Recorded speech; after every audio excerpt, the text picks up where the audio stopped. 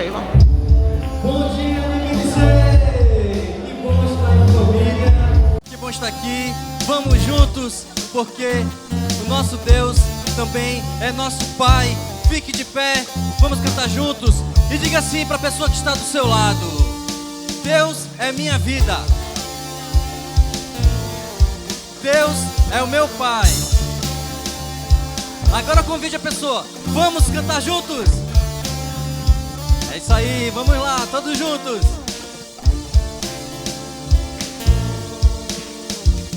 Deus, meu Pai, meu amor, meu tudo, razão de tudo.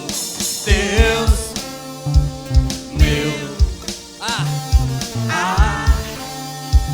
meu farol, farol, o farol que eu preciso, como eu preciso. E o que é que você precisa? Eu preciso te sentir todo dia e olhar pra tua luz pra não me perder. Meu Senhor, tu és a minha alegria. Eu preciso. Diga bem alto. Deus da minha vida, fica comigo. Sou a tua casa, mora em mim. Deixa eu te dizer o que eu preciso, Pai. Eu preciso do Senhor.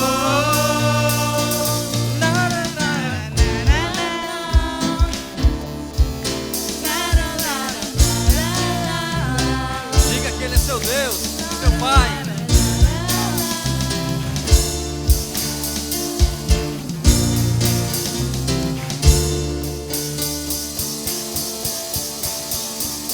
Deus, meu Pai, meu amor, meu tudo, razão de tudo. Deus, meu meu farol, farol, o farol que eu preciso, como eu preciso. Diga bem alto. Eu preciso te sentir todo dia e olhar pra tua luz pra não me perder. Meu Senhor, tu és a minha alegria. E eu preciso. Deus da minha vida, fica comigo. Sou a tua casa, mora em mim. Deixa eu te dizer o que eu preciso, Pai. Eu preciso do Senhor. De novo. Deus da minha vida, fica comigo. Sou a tua casa, mora em mim. Deixa eu te dizer o que eu preciso, Pai. Eu preciso do Senhor.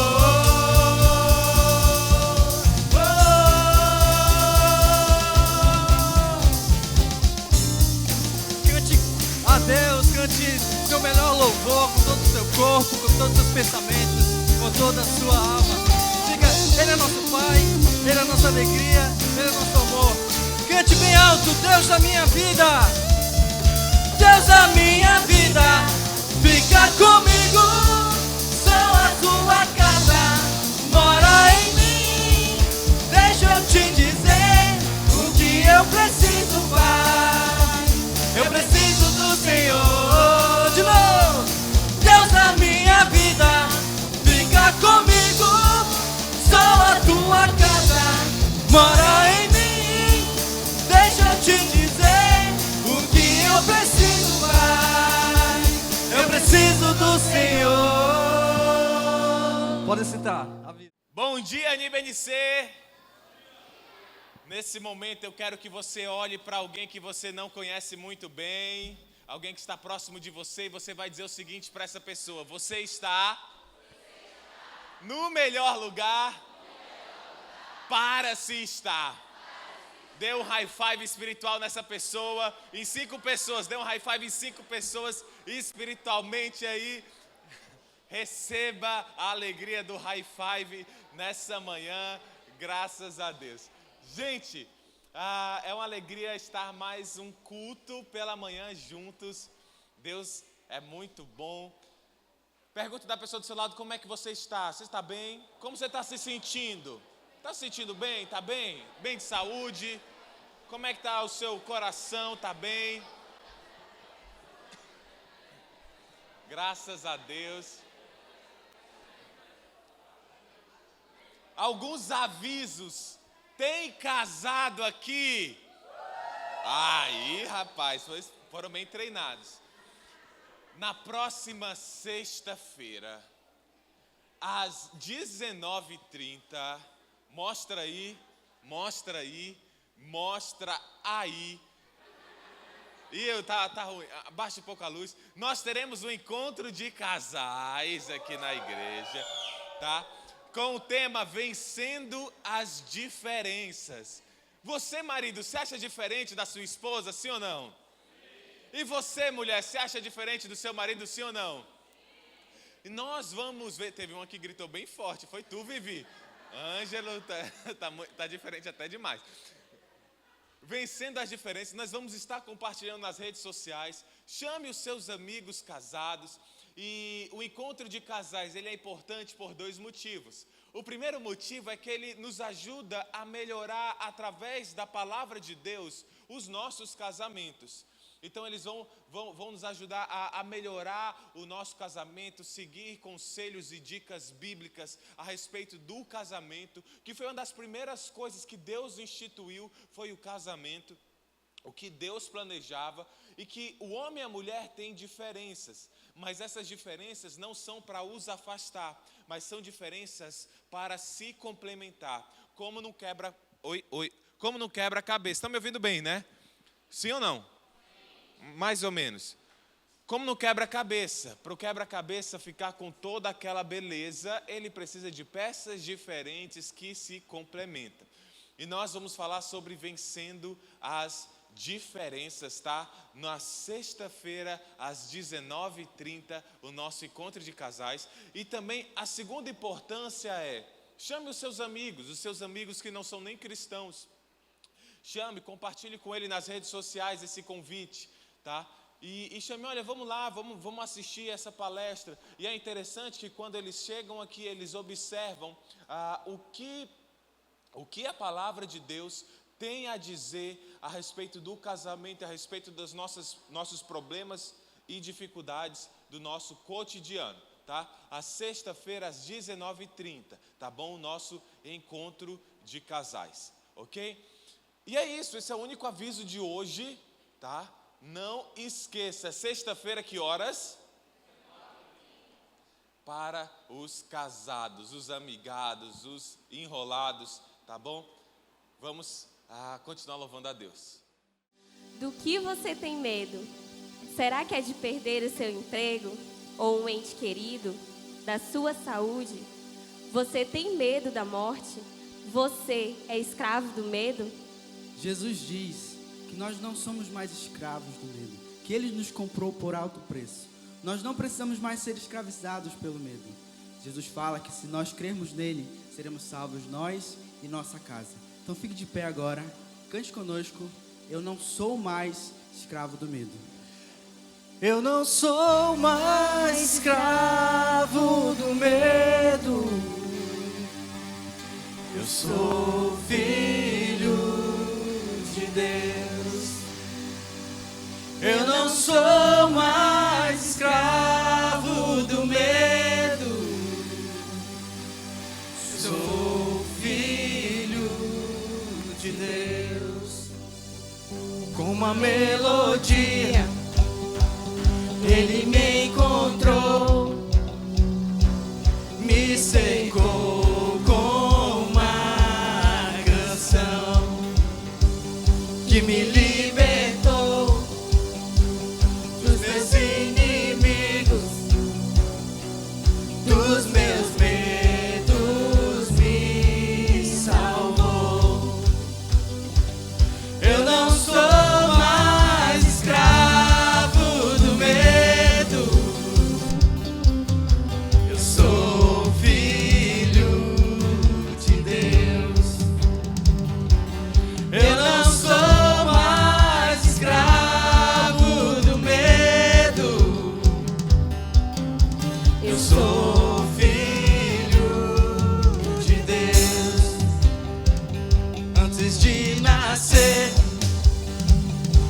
escolhido fui,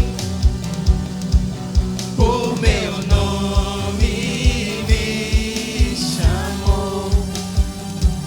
De novo nasci em sua família, o seu sangue me comprou.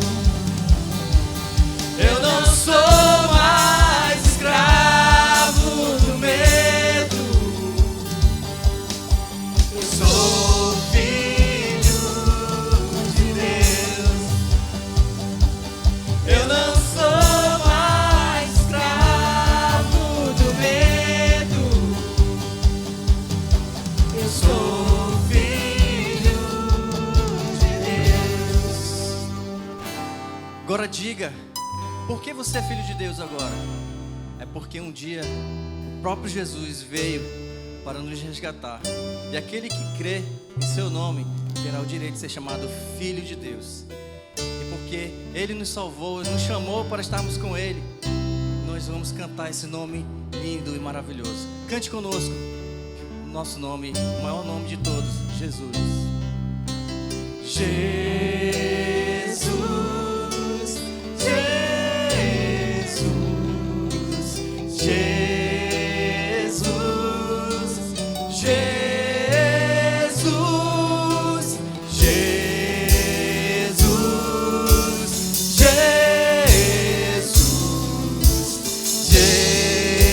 Jesus, Jesus. Abriu o mar, abriu o mar pra eu passar por ele.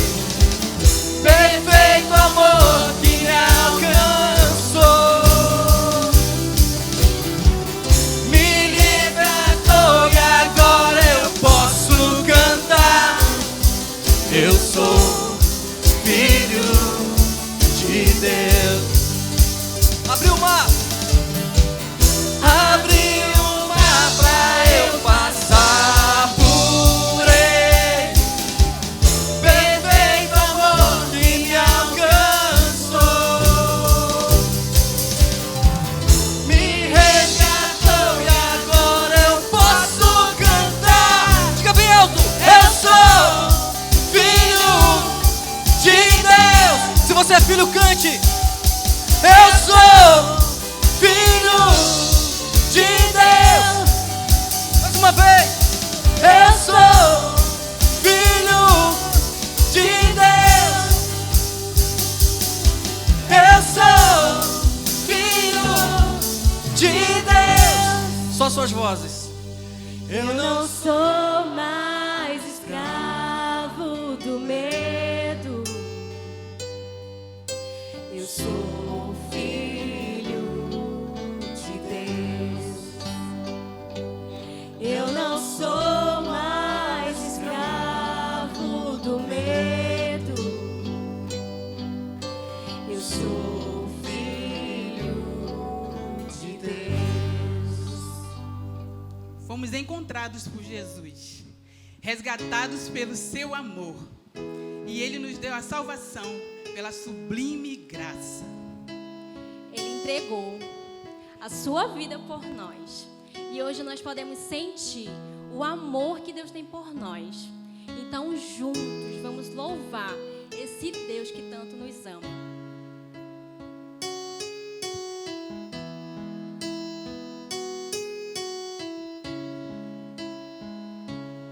Em pedaços minha alma estava, mas por sua graça refeito sou.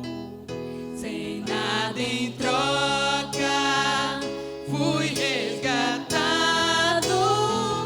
me libertou, me libertou. Sublime graça, doce o som de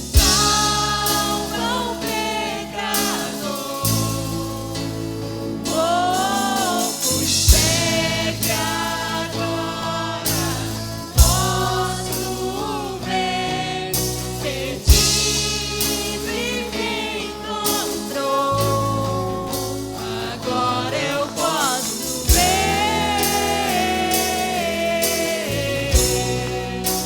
Eu posso ver seus olhos de amor, para que eu possa viver.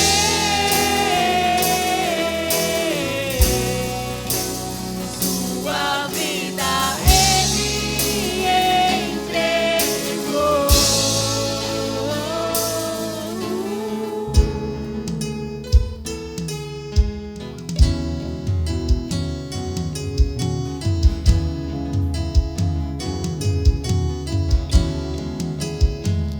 Mesmo com falhas e com fraquezas, meu tesouro em mim está.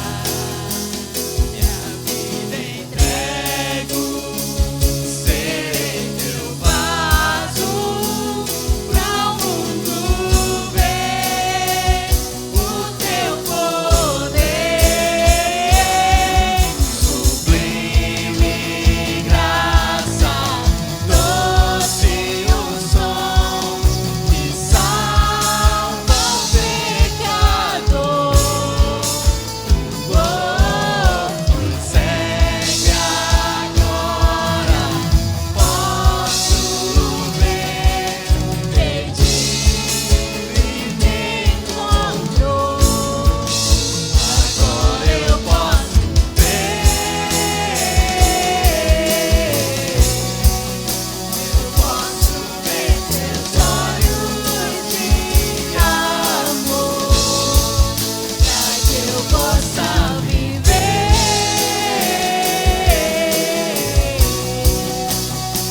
Sua vida Ele entregou.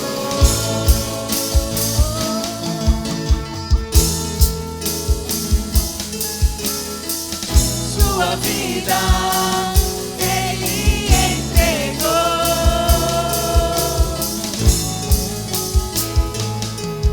Sublime graça, doce o som que salva o pecador. Fui segue agora, posso ver, perdido e me encontrou. Agora eu posso ver. Eu posso ver seus olhos de amor, para que eu possa viver.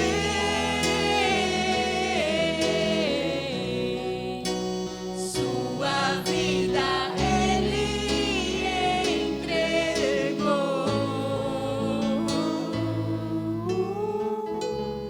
Podem sentar. Vamos continuar nossa série Lifestyle, que significa o que, gente? Estilo de vida. Hoje nós vamos continuar falando qual que é o estilo de vida de um membro NIBNC, qual que é o estilo de vida dessa igreja. E também não só nossa, mas o que a Bíblia diz, a forma que devemos viver. Você lembra do primeiro essencial? Lembra? O primeiro essencial falava que entendemos que a nossa prioridade absoluta é amar a Deus de todo o coração, alma e força. Nós entendemos que a nossa prioridade absoluta na nossa vida, quando vai pesar duas coisas, quem vence é Deus. A nossa prioridade absoluta é amar a Deus de todo o nosso coração, de toda a nossa alma e de toda a nossa força. Hoje nós vamos estudar o segundo essencial. O essencial número 2 é: estudamos coletivamente e individualmente a palavra de Deus. Estudamos coletivamente e individualmente a palavra de Deus.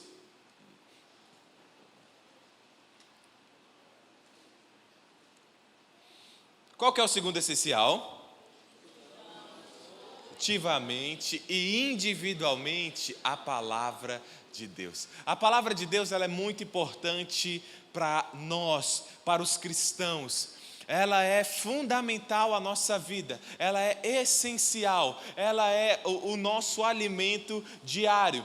Tiago capítulo 1, versículo 25. Tiago capítulo 1, versículo 25 diz o seguinte: mas o homem que observa atentamente a lei perfeita que traz a liberdade e persevera na prática dessa lei, não esquecendo o que ouviu, mas praticando, será feliz naquilo que fizer. Vou ler mais uma vez, Tiago capítulo 1, versículo 25. O homem que observa atentamente a lei perfeita que traz a liberdade e persevera na prática dessa lei, não esquecendo o que ouviu, mas praticando, será feliz naquilo que fizer.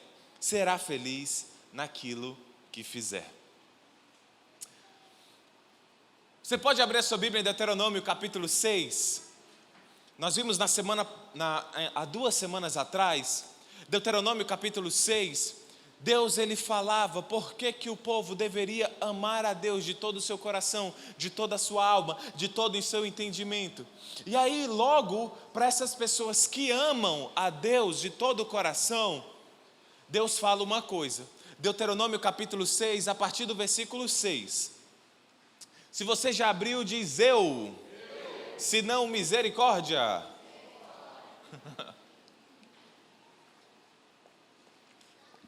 Deuteronômio capítulo 6, versículo 6. Vamos ler juntos? 1, 2, 3 e já. Que todas... Vamos ler junto. Ainda estão abrindo, né? Todo mundo junto, quero ouvir bem forte. 1, 2, 3 e já. Que todas estas palavras que hoje lhe ordeno estejam em seu coração. Ensine-as com persistência a seus filhos.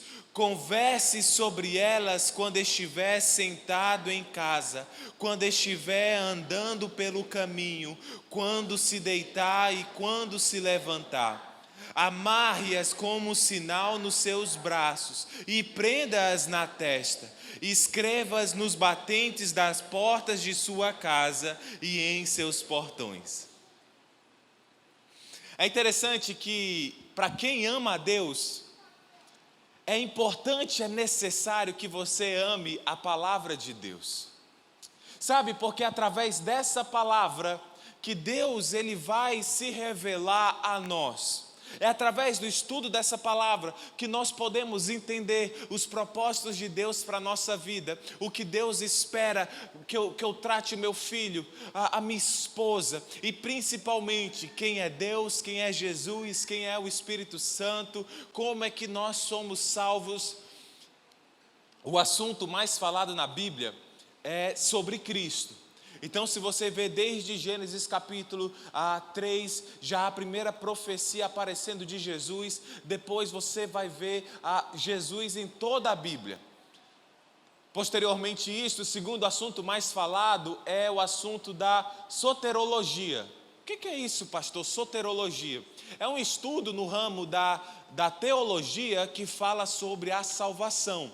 Então, na Bíblia, o segundo assunto mais falado é sobre a salvação. Qual que é a natureza do homem? O homem pecador, quem o homem é, o que era necessário para que o homem pudesse voltar a Deus, o que Jesus fez, como Deus nos salvou, o que Deus vai fazer até o fim dos tempos. Tudo isso tem na Bíblia, a história da redenção individual do homem, a história da redenção do mundo como todo, que o mundo está todo afastado de Deus. A Bíblia, ela é riquíssima nisso. E fora os princípios e preceitos que ela nos dá diariamente, e a Bíblia deve ser o nosso alimento diário. Você tem uma Bíblia aí? Levanta a sua Bíblia. Diga para a pessoa do seu lado, qual foi o custo dessa Bíblia? Qual foi o custo dessa Bíblia? Qual que foi o custo dessa Bíblia? Pastor, essa Bíblia foi R$20. Essa Bíblia, eu não sei, eu ganhei de graça. Pastor, essa Bíblia eu achei no banco da igreja. Oh, devolvo.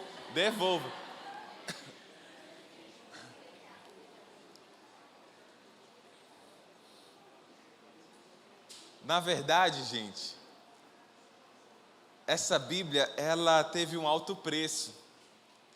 Muitos dos que trabalharam para levar a Bíblia, as Escrituras, em novos grupos, novos idiomas, o fizeram com grande custo pessoal.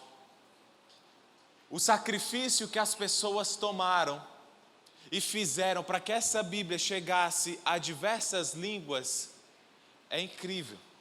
Na Reforma Protestante, há mais de 500 anos atrás, não sei se você sabe, mas apenas o clero tinha o acesso à Bíblia. Você não conseguia entender, você não tinha acesso, você não podia ler a Bíblia. E aí, com a Reforma Protestante, iniciando lá com Martinho Lutero, com as 91 teses na porta do Castelo Catedral de Westminster, não lembro. Eu não lembro, agora esqueci, foi tudo, olha. Mas começando com Martinho Lutero, com as suas 91 teses, focando principalmente que o povo deveria ter o conhecimento da palavra de Deus, que o povo deveria ter acesso à palavra de Deus, começando com lá, já houve diversos esforços de pessoas que entregaram a sua vida para que essa Bíblia chegue até nós. Hoje você consegue ter Bíblia de graça. Você entra lá no celular e baixa a Bíblia. Mas, gente, o custo para traduzir uma Bíblia para o português não foi barato. E para levar essa tradução para todo mundo, essa Bíblia ela é confiável. Achados históricos mostram vez após vez como a Bíblia é real. Não tem nenhum historiador sério que não acredite que Jesus existiu. Não existe nenhum. Todos sabem, Jesus existiu. E o que eles querem fazer? É deturpar a imagem de Jesus. Não, Jesus ele foi um mestre. Não, Jesus ele foi um sábio. C.S. Lewis ele até fala que ou Jesus era louco, ou ele era mentiroso, ou ele de fato era Deus. Ele era louco talvez por se achar filho de Deus. Mas quando nós analisamos os discursos de Jesus, o seu raciocínio, e a Bíblia fala que quando as pessoas iam questionar algo sobre Jesus, a Bíblia diz em algumas passagens que Jesus lhe deu tamanha resposta que eles nem ousavam mais lhe fazer perguntas. Se fosse um doido, eles saberiam na hora. Você conhece um doido, né? Só você olhar aí para o seu lado, né? É brincadeira. Todo mundo tem um pouco de loucura hoje. Com certeza Jesus não era um doido. Talvez Jesus fosse um mentiroso. Mas se ele fosse um mentiroso, com certeza ele usaria a mentira para poupar a sua vida. Você é o rei dos judeus? Rei? Rei dos judeus? Você é Jesus de Nazaré? Jesus não, meu nome é Pedro. Jesus é aquele ali, pescador. A gente vê que Jesus não era mentiroso. Então só tem uma possibilidade. Jesus de fato era e é o Filho de Deus. Gente, essa palavra ela tem que estar diariamente na nossa vida. Ela tem que ser a prioridade do seu dia. Sabe, eu estava conversando com um irmão e ele falou assim, não pastor, é aquela desculpa sempre que todo mundo dá. Não, a semana ela está muito corrida e eu não tive tempo para meditar. Gente, se a semana está corrida, tem que estar corrida para as outras coisas. Por que a primeira coisa que nós abrimos mão é a palavra de Deus? Não, tem muita coisa para fazer, tem muito compromisso, o trabalho está puxado, tem que visitar, tem que fazer coisa, que fique corrido nessas outras coisas. Mas não na meditação, na palavra de Deus. Abra sua Bíblia no Salmos, capítulo 1, versículo 1. Salmos capítulo 1, versículo 1.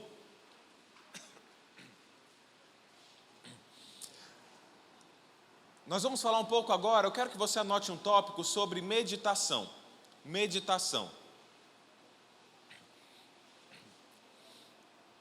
Anote o tópico meditação. E aí vamos ler Salmos, capítulo 1, versículo 1. Você já conseguiu abrir? Ótimo. Salmos, capítulo 1, só um momento. Salmos, capítulo 1, versículo 1, um momentinho.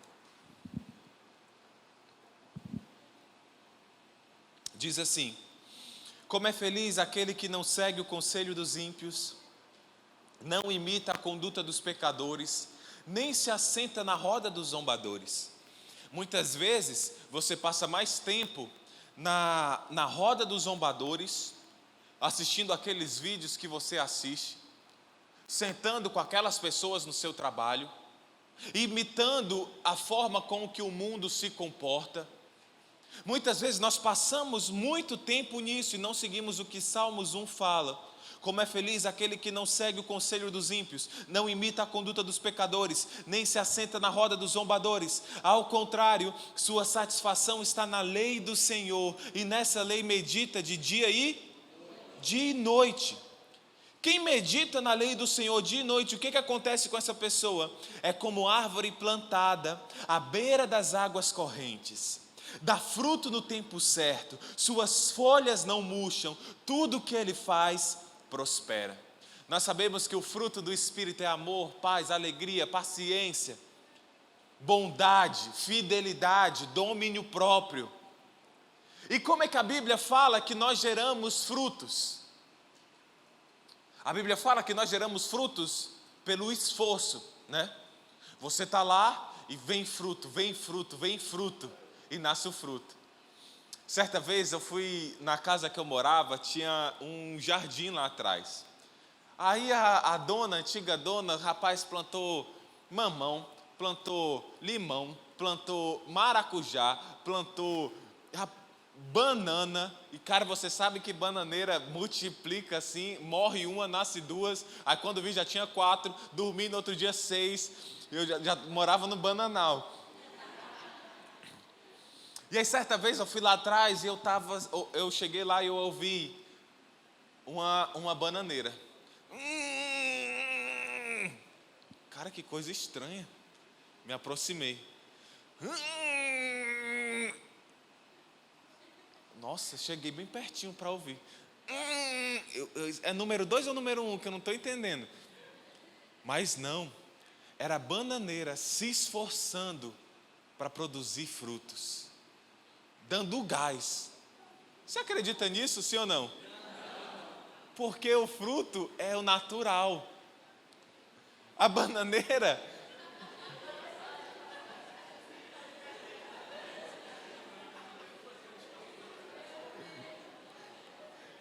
bananeira naturalmente produz o que, gente? Ela só não produz se ela não for bem alimentada, se ela não for regada.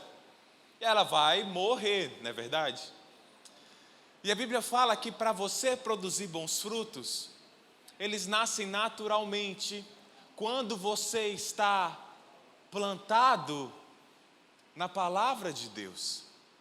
É ao estudar a palavra de Deus que a sua vida vai sendo transformada. Você é uma pessoa ansiosa? Estude a palavra de Deus. Filipenses 4 vai transformar a sua ansiedade. Você é uma pessoa que tem diversos problemas com imoralidade, palavrões, etc. Estude Efésios 5, os primeiros versículos. Quando você está profundamente na palavra de Deus dia a dia, o seu casamento vai ser transformado, a forma como você age vai ser transformado, a sua santidade vai ser transformada. Você adolescente não vai ser contaminado pelas rodinhas lá. Você acha que o mundo, ele vai ter algo para te oferecer? Não tem. Eu quero te mostrar, se você seguir a palavra de Deus agora, adolescente, agora, jovem, espere daqui a 10 anos e veja o resultado da vida dessas pessoas que seguem o conselho dos ímpios e das pessoas que meditam diariamente na palavra de Deus, dia e noite. O resultado é totalmente diferente. Olha só no versículo 4 que fala: não é o caso dos ímpios. Os ímpios são como palha que o vento leva. Por isso não resistirão no julgamento, nem os pecadores na comunidade dos justos. Pois o Senhor aprova o caminho dos justos, mas o caminho dos ímpios leva à destruição. Aqui nesses Salmos, capítulo 1, Deus nos dá duas coisas para fazer. Primeiro, é afastar do pecado, afastar do conselhos pecaminosos. E o segundo é andar na direção da palavra de Deus. Na prática, você que é um membro da NIBNC, uma das características do membro é que nós meditamos todos os dias na palavra de Deus. Todos os dias, um membro de fato dessa igreja, uma pessoa que veste a camisa da NIBNC e que diz: eu sou um membro desta igreja, uma das suas características é que nós meditamos todos os dias na palavra de Deus. Todos os dias nós temos um contato com a palavra de Deus. Se a prioridade da minha vida absoluta é amar a Deus, a prioridade também da minha vida é aprender sobre este Deus dia a dia na Bíblia. E você precisa aprender, porque senão você vai ser enganado. Você sabe qual que é o maior trabalho do diabo? Ontem nós estávamos aqui num culto especial dos Novas Jovens, foi um culto fantástico, não foi? Nossa, que culto maravilhoso. E na mensagem, nós tivemos diversas decisões, né, ontem, graças a Deus. E na mensagem que eu estava falando com os jovens, e olha que nem foi uma noite que a gente chamou para ser evangelística. Eu falei com eles, 2 Coríntios, capítulo 4, abra aí. 2 Coríntios, capítulo 4.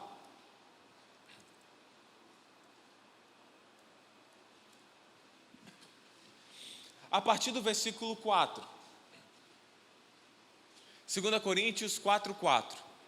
Qual que é o principal trabalho do diabo hoje em dia? Balançar sua cama?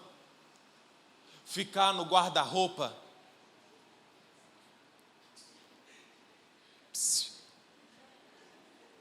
Ei, vem aqui. Será que o trabalho... Na verdade, o trabalho do diabo, o principal trabalho do diabo...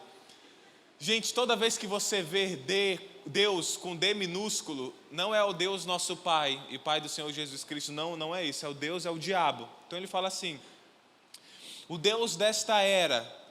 E quando ele fala o Deus desta era, tem algo relacionado à religião, sabe? Algo relacionado à religião, ao que estão pregando. Olha só o que fala, o Deus dessa era fez o quê? Cegou o entendimento dos descrentes, para que não vejam a luz do Evangelho da glória de Cristo, que é a imagem de Deus. O diabo, o Deus dessa era, cegou o entendimento dos descrentes, para que não vejam a luz do Evangelho da glória de Cristo, que é a imagem de Deus. Então, o principal trabalho do inimigo é confundir. O principal trabalho do inimigo é desnortear. Por isso que nós estamos falando, e agora vou falar um pouco do CENIB. No CENIB nós estamos falando sobre, qual que é a matéria? Seitas e heresias. Essa semana eu entrei no site do Testemunha de Jeová. De vez em quando eu fico entrando, né? Eu entrei no site. Aí tinha um vídeo lá, poxa, mais ou menos. Aí eu apertei um outro vídeo. Quem é Jesus? Aí dizia lá que Jesus era um dos filhos de Deus. Ele era um dos filhos especiais de Deus. Isso tira toda a divindade de Jesus Cristo. Porque quando nós falamos da Trindade, Pai, Filho e Espírito Santo são pessoas diferentes, mas todos são Deus. É como se está aqui o Pai, o Filho e o Espírito Santo e fala assim: Deus, quem vai olhar? Os três. Os três são um.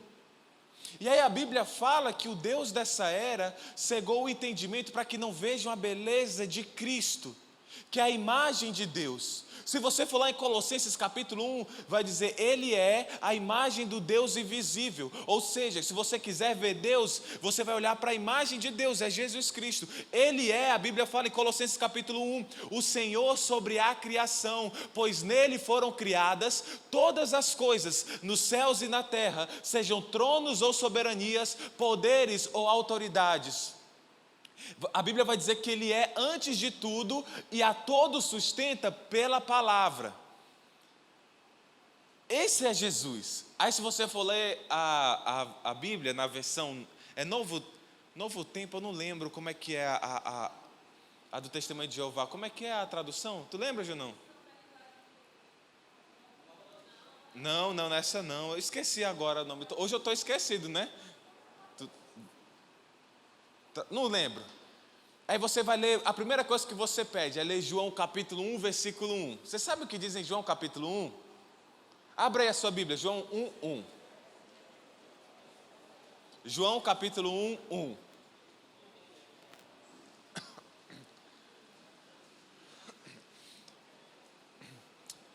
Vocês podem ler, por favor, mostra aqui, João capítulo 1, versículo 1. Não está funcionando, é?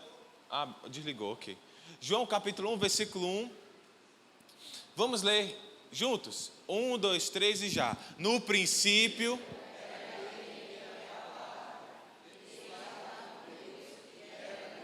Ele estava com Deus e era o quê? Na Bíblia, acho que é a tradução do Novo Tempo, eu não lembro. Do Testemunho de Jeová. Está escrito assim, ó, no princípio era a palavra, e ele estava com Deus, e ele era um Deus. E a esse um Deus, ele vai colocar um asterisco lá, e lá embaixo vai falar assim, adicionado um para melhor entendimento. Lá no rodapézinho, um asterisco. E o grande trabalho deles é tirar a divindade de Jesus. E é exatamente o que a Bíblia fala. Olha só, 2 Coríntios 4:4. O Deus dessa era cegou o entendimento dos descrentes para que não vejam a luz do Evangelho da glória de Cristo, que é a imagem de Deus. E é o versículo 5. Pois não pregamos a nós mesmos, mas a Jesus Cristo, o Senhor, e a nós como escravos de vocês por amor de Jesus. Pois Deus que disse, das trevas resplandeça a luz, Ele mesmo brilhou nos nossos corações para a iluminação do conhecimento da glória de Deus na face de quem? Você não está aberto, né? Na face de Cristo. Então olha que incrível, que o Deus, o mesmo que disse, haja luz, Ele brilhou em nossos corações, para que a gente veja a glória de Deus. Aonde? Na face de Cristo. Então eles pregam que existem diversos filhos especiais de Deus, são 144 mil, que diz lá, e diz que esses 144 mil vão viver no céu, o resto vai viver na terra, sem Jesus, sem Deus. Cara, um local que onde não há Deus e onde não há Jesus, ele não é o céu. O céu ele pode ser um 2x2, mas se tiver Deus lá é o céu. Mas lá não, eles dizem que um desses filhos especiais veio à terra em Jesus para pagar o pecado. Não, o próprio Deus fez isso. Por isso que é importante você estudar a palavra de Deus, o CENIB. Eu gosto quando a pessoa vem com dúvida. Eu gosto quando a pessoa vem perguntar. Você não deve acreditar, gente, no que os professores dizem ou no que eu digo. Você deve acreditar no que a palavra de Deus diz. E eu não tenho o menor medo de você ir lá e pesquisar sobre a maçonaria, sobre os mormons, sobre o Testemunho de Jeová, sobre o adventismo. Não tenho. Mas eu quero que você seja sincero na sua pesquisa e analise a Bíblia.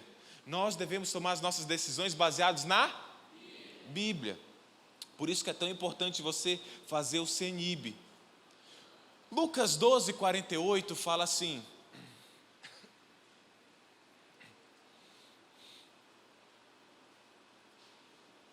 Aquele que não a conhece e pratica coisas merecedoras de castigo, receberá poucos açoites.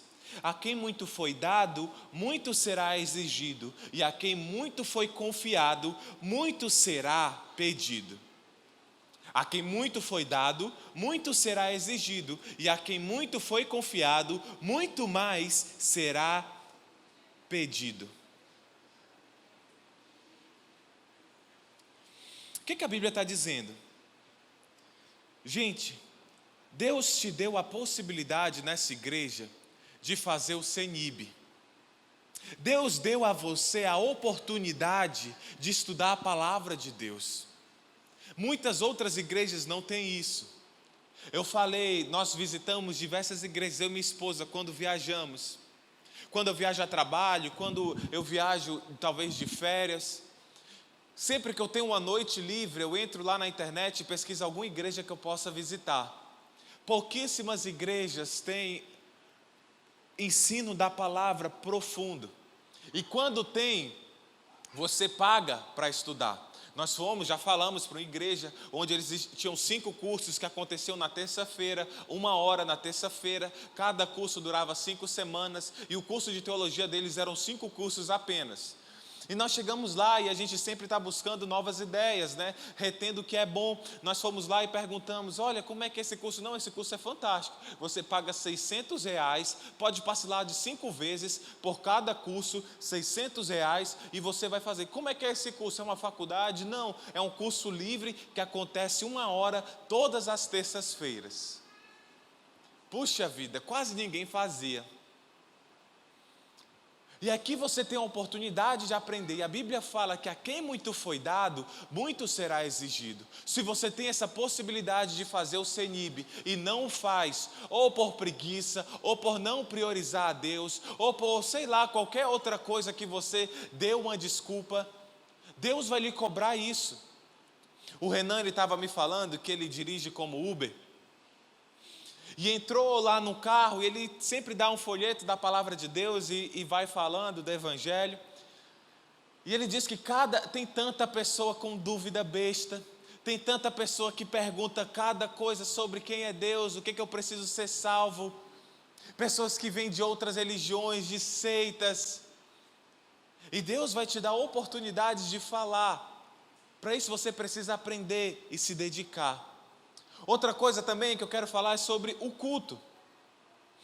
Abra sua Bíblia em Atos 17, Atos capítulo 17, versículo 11.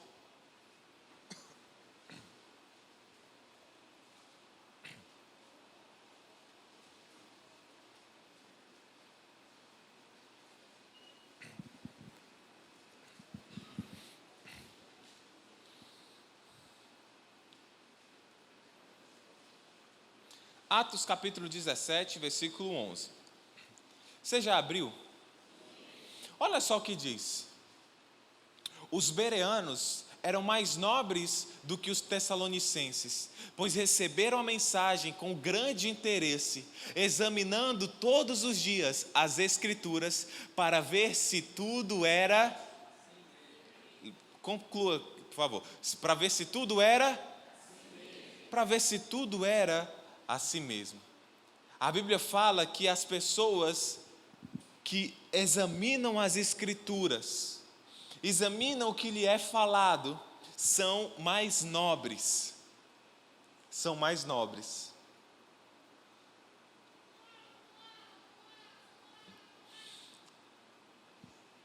Aqui no nosso culto nós temos um hábito. Você que é membro da igreja, qual que é o hábito? Nós anotamos os cultos, o CENIB. Gente, só pelo fato de você anotar, pode ser que você nem revise na sua casa. Pode ser que o seu caderno você traga para o culto, anote e depois deixa lá no carro para você pegar no outro culto. Pode ser que aconteça só assim. Mas só pelo fato de você anotar, você já vai ter uma estrutura. Você já vai saber o início, o meio e o fim da construção daquele pensamento. Só pelo fato de você anotar, você presta mais atenção. Só pelo fato de você anotar, você entende o que está sendo dito. Ah, não, pastor, mas eu nunca anotei. Eu não gosto de anotar. Eu não anotei nem na faculdade. Ok, mas a palavra de Deus é muito mais importante do que qualquer outro assunto. Então, quando você anota, você já retém mais. E se você revisa na sua casa, nossa, você nunca vai esquecer das mensagens. Mas mesmo que você não revise, eu não quero nem lhe cobrar que você revise, mas todo membro que é dessa igreja diz, eu sou dessa igreja, ele anota. Ele anota para facilitar a sua compreensão e o seu entendimento. Nós acreditamos que a palavra de Deus é a nossa prioridade máxima. Qual que é o essencial? Número 2, estudamos. Eu quero que você fique de pé, por favor, fique de pé. Hoje o dia está quente, não está? Mas graças a Deus por isso, que não choveu e a gente pôde vir para a igreja. Eu quero que você se reúna em grupo de 3 pessoas, por favor. 3 pessoas. 3 pessoas. Se não tiver, reúne em 4 pessoas. Pode ser 3, 4. Eu quero que cada um dê um testemunho.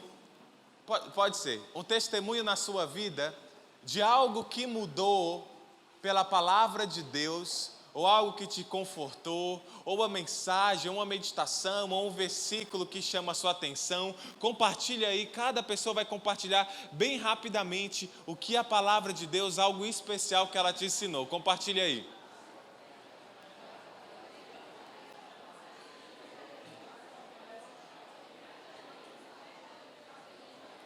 O que a palavra de Deus te ensinou, te moldou.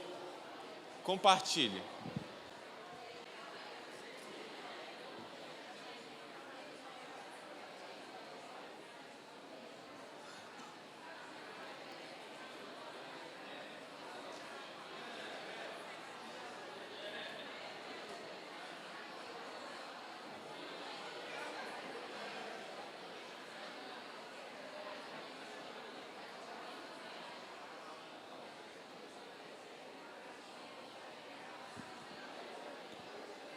Já troca a pessoa.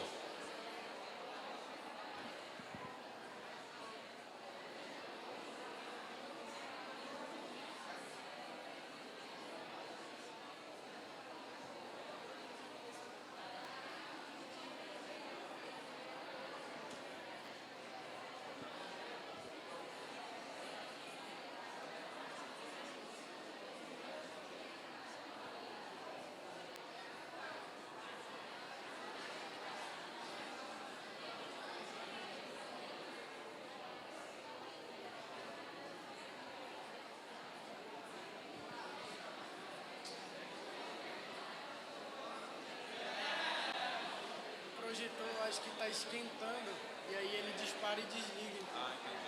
Desde ontem aconteceu isso. Aí eu tive que subir aí, desliguei, voltei de novo e voltou a funcionar.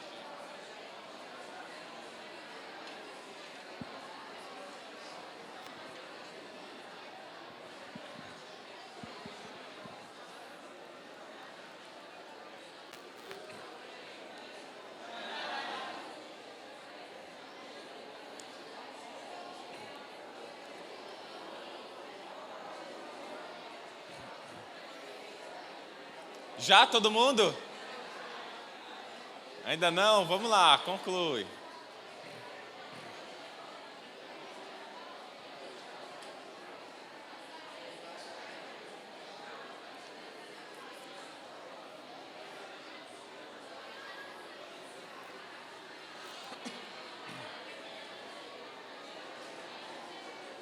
Ok, você já pode sentar, vá sentando.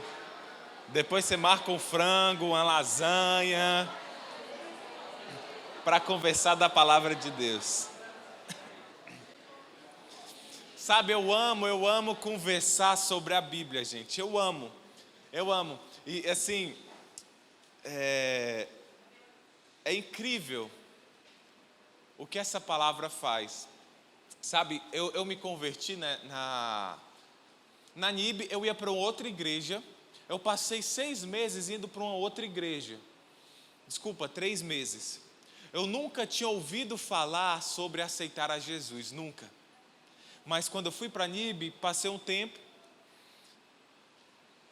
e aí houve uma mensagem, eu aceitei a Jesus. E logo que eu aceitei a Jesus, a primeira vez que eu fui no GEL, vi todo mundo falando sobre decorar versículo, meditar. Eu achava incrível as pessoas decorando 5 versículos. No meu primeiro ministério, eu fiz ministério com a Thaís. Aí eu me apaixonei pela Thaís, quando ela chegou, eu posso falar meus versículos para você? Pode. Né? Eu me achando, 3 versículos decorei. Eu vou falar os meus também, peraí. Aí ela me deu uma lista. 30 versículos ela foi me falar. Aí, você quer falar sobre o versículo? Não, vou procurar outra pessoa. E eu me impressionei por aquilo. E eu decidi estudar a palavra de Deus. E sabe qual que era meu estudo teológico? Folhinha. Em 6 meses, lá na minha escola, tinha um grupo evangelístico, que era um grupo capengando e tal, o pessoal não ia e tal. E eu cheguei nessa igreja, aí o pessoal ia falando, né?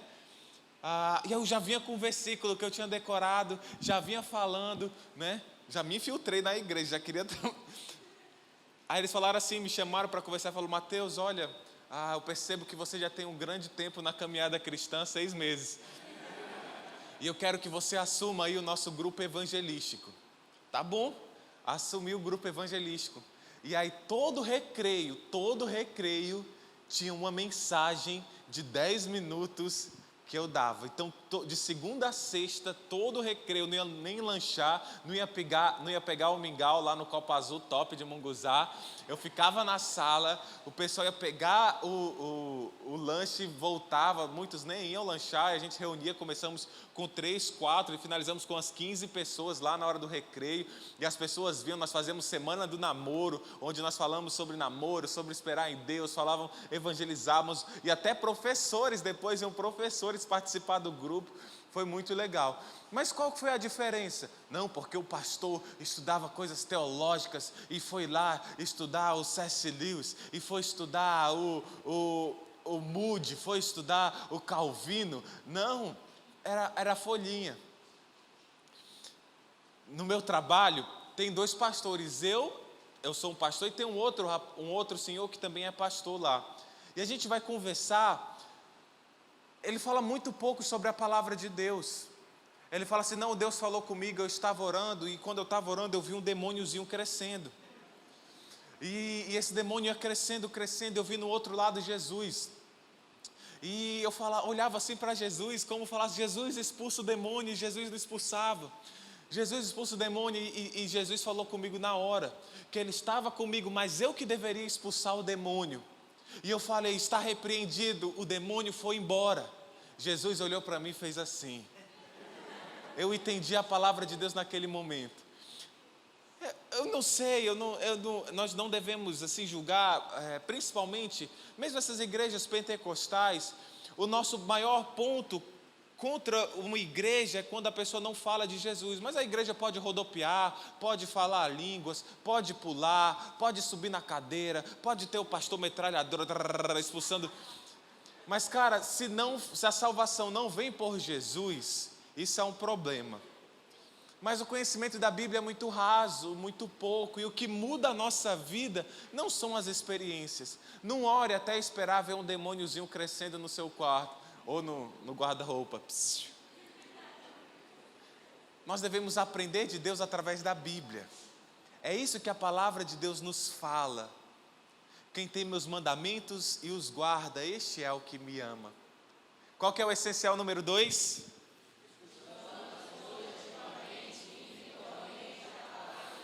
O essencial número 3 é: sabemos os 5 E's do nosso propósito. Sabemos os 5 E's do nosso propósito. Escreva aí os 5 E's. Você fez um com a casa recente, tem que escrever.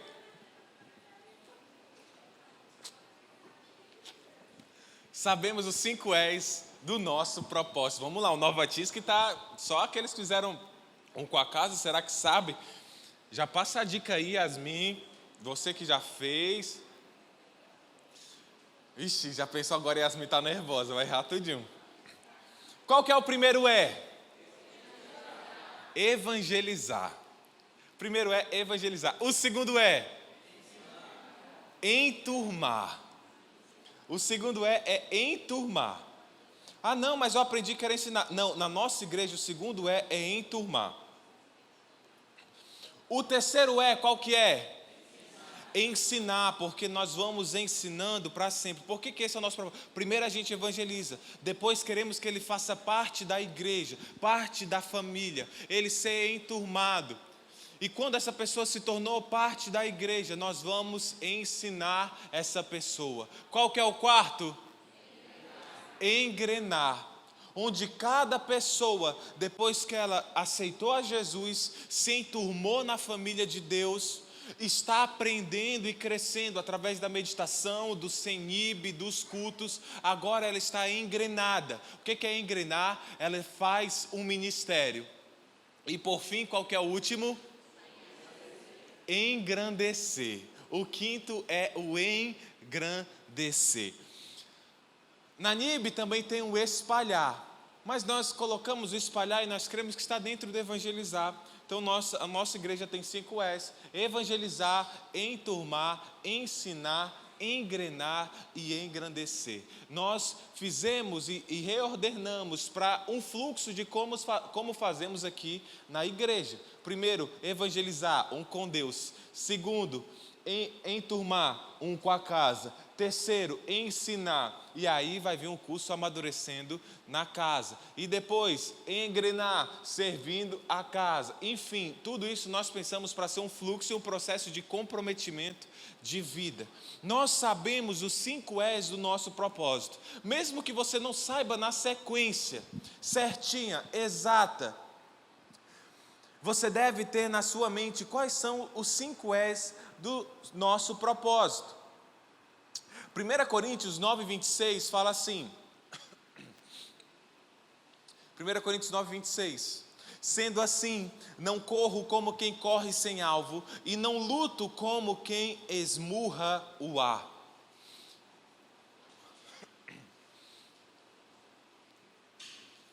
Jesus, ele sabia que ia aparecer muitas coisas para desviar o foco da igreja. Ia aparecer o peladão gospel, ia aparecer a marcha para Jesus, ia aparecer diversas coisas que poderia tirar o foco da igreja. Por isso que nós temos 2 grandes na Bíblia, que são conhecidos 2 grandes na Bíblia, que é o grande mandamento e a grande comissão. O grande mandamento é: ame o Senhor seu Deus de todo o seu coração, de toda a sua alma, de todo o seu entendimento, e ame ao próximo como a você mesmo. E a grande comissão qual que é? Vão por todo mundo, preguem o evangelho a toda criatura, batizando-os em nome do Pai, do Filho e do Espírito Santo, e ensinando-os a obedecer a tudo que eu lhes ordenei. Então, quando falar os 2 grandes ensinamentos e missões da igreja e de cada cristão, é o grande mandamento e a grande comissão. A grande comissão, o grande chamado que Jesus fez para nós irmos ao mundo. E o nosso primeiro propósito é, qual que é? Evangelizar. Nosso primeiro propósito é evangelizar. Mateus capítulo 28, versículo 19. Você vai anotando e eu vou lendo, tá? Mateus 28, 19. Portanto, vão e façam discípulos de todas as nações, batizando-os em nome do Pai, do Filho e do Espírito Santo. Marcos 8, 35 diz assim: pois quem quiser salvar a sua vida a perderá, mas quem perder a sua vida por minha causa e pelo Evangelho a salvará.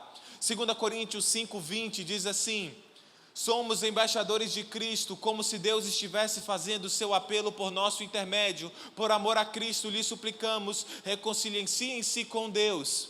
Atos 20, 24 diz assim: todavia não me importo, nem considero a minha vida de valor algum para mim mesmo, se tão somente puder terminar a corrida e completar o ministério que o Senhor Jesus Cristo me confiou. Qual que é esse ministério? De testemunhar do Evangelho da graça de Deus. João capítulo 17, versículo 18, Jesus diz: Pai, assim como me enviaste ao mundo, eu também os envio ao mundo. Lucas 13, 29 diz assim: pessoas virão do Oriente, do Ocidente, do Norte e do Sul e ocuparão seus lugares à mesa no reino de Deus. Qual que é o nosso primeiro propósito?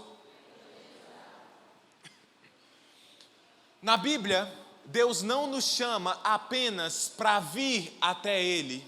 Jesus não nos chama apenas: venham a mim todos que estão cansados e sobrecarregados e eu os aliviarei. Sim, Jesus faz isso, chama a todos a irem em direção a Ele, mas Jesus também te chama a ir. Jesus te chama a vir e Jesus te chama a ir.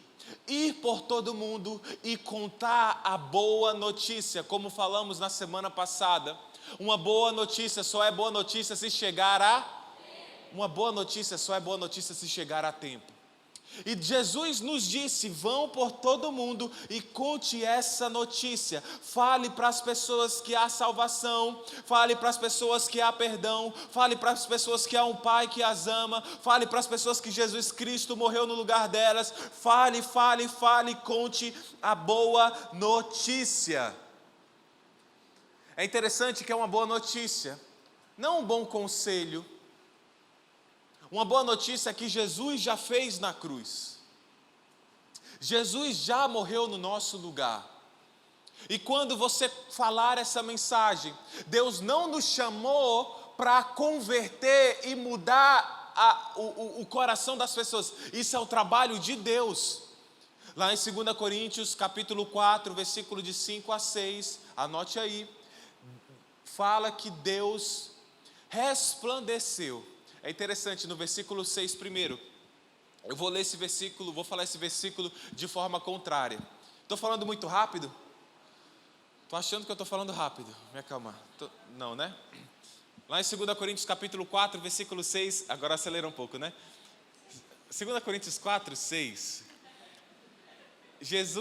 Deus, ele fala assim: o Deus que disse das trevas resplandeça a luz, iluminou os nossos corações para a gente ver a glória de Deus na face de Cristo. É Deus que faz isso. O mesmo Deus que disse haja luz, é o mesmo Deus que diz no nosso coração: veja a beleza de Deus em Cristo Jesus. Então nós sabemos, por exemplo, que tem alguns adolescentes, jovens, adultos, que vem para a igreja, o pai obriga, ou vem porque a mulher chama demais, que você percebe que ainda Cristo não resplandeceu, não entendeu o Evangelho. Tivemos recentemente pessoas que saíram da igreja, estiveram sempre conosco, não sempre, né, mas um tempo, mas Cristo não resplandeceu, não viu a beleza de Jesus, não entendeu o que é o Evangelho. Precisa de algo sobrenatural. Mas o que Deus nos chamou? Aí vem o versículo 5. Paulo, ele fala em 2 Coríntios 4, 5, mas nós não pregamos a nós mesmos, mas a Jesus Cristo como Senhor. Jesus Cristo Senhor. O nosso trabalho é pregar Jesus Cristo. O nosso trabalho é revelar, para que quando Deus abra os olhos dessa pessoa, elas possam ver a Jesus Cristo através de quem? Através dos embaixadores. Somos eu e você. Então o principal trabalho seu e da igreja é evangelizar. Eu posso perguntar para você dizer para a pessoa do seu lado qual foi a última vez que você evangelizou? A última vez que você falou do pecado, a última vez que você disse que para ser salvo você precisa entregar a sua vida a Jesus Cristo? Isso é algo, gente, que tem que estar na nossa vida semanalmente, diariamente. Nós devemos evangelizar. Ontem, aqui nos jovens, nós fizemos um apelo diferente. Nós não fizemos o apelo de levantar a mão e entregar a ficha, que isso geralmente acontece. Mas nós fizemos um apelo que levantasse a mão e as pessoas do Conectando a Casa iriam com essa pessoa, iria abraçar, iria orar com essa pessoa, pegar o número, já ia fazer o primeiro contato ali. E é incrível que você pensa assim, não, as pessoas vão ficar com vergonha. Mas ontem nós tivemos 6 decisões numa noite que não era nem uma noite assim propriamente evangelística, né? A noite evangelística dos jovens ainda vai acontecer, sem ser nessa semana, na outra, tá? A noite retrô, onde nós vamos pregar o evangelho baseado na saudade que todos nós sentimos. E a principal saudade, a saudade de vivermos com o nosso Pai. Então esse vai ser o fio da meada da noite, né? Sobre voltar ao reino de Deus, voltar à casa de Deus, voltar ao Pai. Mas interessante que nós pregamos o Evangelho e Deus fala com as pessoas. Deus revela, Deus abre o coração. Nós devemos pregar. Nós tivemos na terça-feira um treinamento de quê, gente? Acabou, né? Foi muita gente que fez, agradeceu e falou que foi fantástico. Lá no meu GA as pessoas fizeram agradecimento essa semana por causa desse treinamento de evangelismo. Nós devemos falar, e gente, é uma boa notícia. Não se coloque o peso, a pessoa tem que se converter. Se coloque o peso de pregar, de falar, e claro, com os melhores métodos possível. Com os melhores métodos possível. Você não vai também colocar uma caixa de som na porta da pessoa, o inferno está chegando. E aí vai chamar as pessoas para bater na parede. O terremoto está descendo. Não, você evangeliza demonstrando amor. O primeiro qual que é? O segundo do nosso propósito é o enturmar. Enturmar. Enturmar, eu acho que é uma palavra assim, simples, para a grandeza do que é. O que é o enturmar? É tornar as pessoas parte da família de Deus. Hoje nós vivemos numa geração onde as pessoas criam os seus deuses. O Deus dessa era cegou o entendimento, 2 Coríntios capítulo 4, versículo 4. E fala assim, olha, eu creio em Deus, eu sou de Deus, mas eu não tenho uma igreja. Diz para a pessoa do seu lado, algum cristão na Bíblia inteira que não tinha uma igreja. Lembra aí? Fala. Não existe. Todos os cristãos faziam parte de uma comunidade. Porque a história da salvação não é uma história apenas individual. A salvação do Mateus, do Euciclei, da Sabrina, da Aline, da Vanessa, não é apenas isso. É a história de Deus reunindo a sua família. E Deus quer colocar as pessoas para fazer parte de uma família agora, aqui na terra. E a igreja deve ser um lugar de família. A igreja não é um lugar onde eu vou, mas uma família a qual eu pertenço. A igreja não é um local para onde eu vou, mas uma família da qual eu pertenço. Você vai anotar os versículos e eu vou ler para você. Efésios capítulo 2, versículos 19. Portanto, aqueles que aceitaram a Jesus, vocês já não são mais estrangeiros nem forasteiros, mas co-cidadãos dos santos e membros da família de Deus. 1 Timóteo capítulo 3, versículo 15, fala assim, a casa de Deus, que é a igreja do Deus vivo, coluna e fundamento da verdade. Mateus 28, 19 fala, vão e façam discípulos de todas as nações, batizando-os. Quando nós batizamos, alguém representa o novo nascimento, a morte para a antiga vida, e representa o nascimento para uma nova vida. E nesse novo nascimento há uma nova família, e essa é a família da igreja. Mateus capítulo 16, versículo 18, fala assim, e sobre esta pedra, a pedra é, tu és o Cristo, Filho do Deus vivo. Sobre esta pedra edificarei a minha igreja, e as portas do inferno não poderão vencê-la. João capítulo 17, versículo 21, fala a maior estratégia de evangelismo. Qual que é, Guilherme? O livro sem palavras? Não. Qual que é a maior estratégia de evangelismo? João 17, 21. Deus, que todos sejam um, Pai, como tu estás em mim e eu em ti, que eles também estejam em nós, unidos, juntos, para que o mundo creia que tu me enviaste. João 17:21 diz que quando uma igreja é unida, quando irmãos se amam e se doam voluntariamente uns aos outros, o mundo acredita que Jesus veio, pelo amor que os cristãos têm uns pelos outros. Quando o mundo vê uma igreja unida, uma igreja que se ama, o mundo crê. Mateus 18:20, onde estiverem 2 ou 3 em meu nome, ali estou no meio deles. Romanos 12:5, assim também Cristo em nós, que somos muitos, formamos um corpo e cada membro está ligado a todos os outros.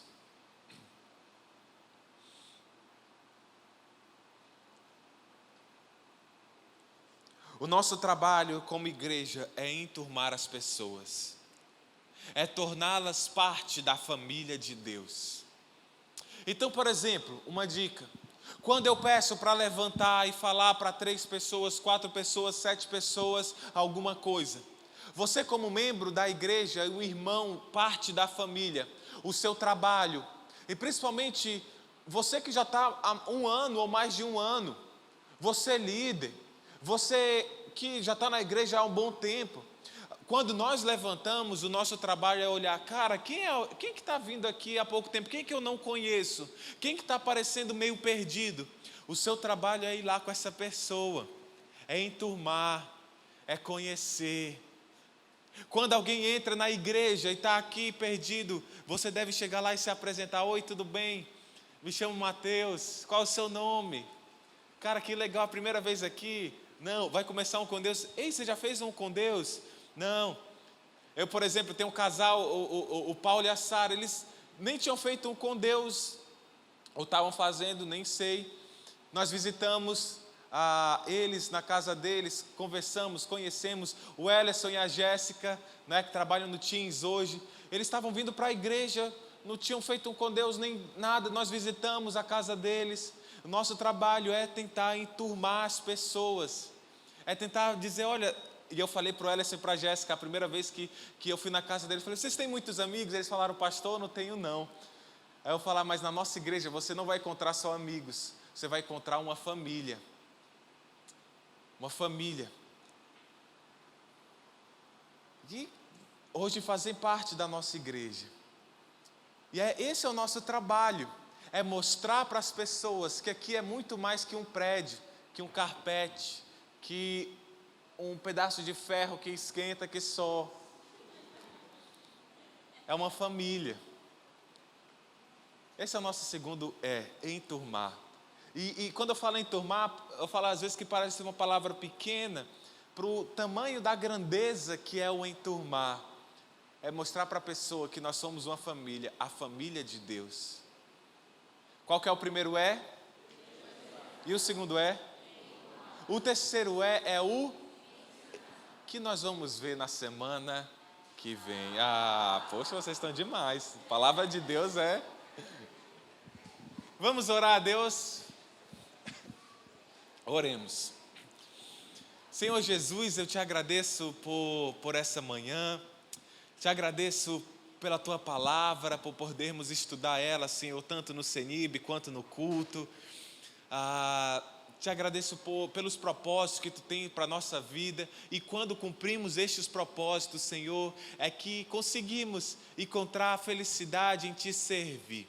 Deus, eu te agradeço por essa igreja entender que evangelizar é a nossa prioridade também. Nós tivemos um treinamento essa semana, ontem tivemos uma mensagem evangelística nos jovens, e temos diversas vezes mensagens evangelísticas aqui na igreja, e cada jovem, temos grupos de evangelismo, temos pessoas que evangelizam todos os dias, toda semana. Pai, nós entendemos também do enturmar, que essa igreja aqui é uma família, e eu agradeço a Deus, Senhor, sabe, essa semana, Senhor, e a semana retrasada, tive várias coisas para fazer lá em casa, e foram irmãos, Senhor, lá me ajudar, foram o irmão Ronaldo, a Ismael, o Mateus, Senhor, o Adler, diversas pessoas, Senhor, que o Wellington, que eu não vou nem conseguir lembrar, a Lígia, e Deus, é tanto nome que eu nem consigo lembrar de todos que nos ajudaram, e o Igor.